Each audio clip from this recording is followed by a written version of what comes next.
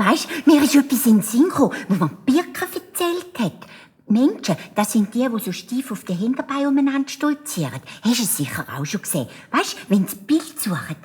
Also denen ist doch das ganze Fell ausgegangen. Sie sind Arme. Bloß auf dem Kopf haben sie noch ein paar Hörli.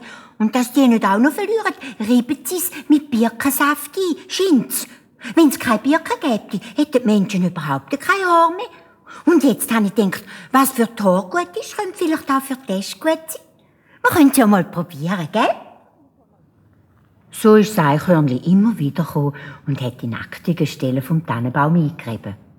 Aber es haben einfach keine neuen Äste wachsen. Zuletzt ist es dem Eichhörnchen verkleidet und es ist nicht mehr gekommen. Jetzt ist der Tannenbaum immer unglücklicher geworden. Er hat die Äste hängen lassen und an nichts mehr Freude gehabt. Darum hat er auch mit der Zeit alle seine Freunde verloren. So ist es halt. Bei den Menschen und auch bei den Tannenbäumen. Nur noch ein dicker Spatz ist ihm treu geblieben.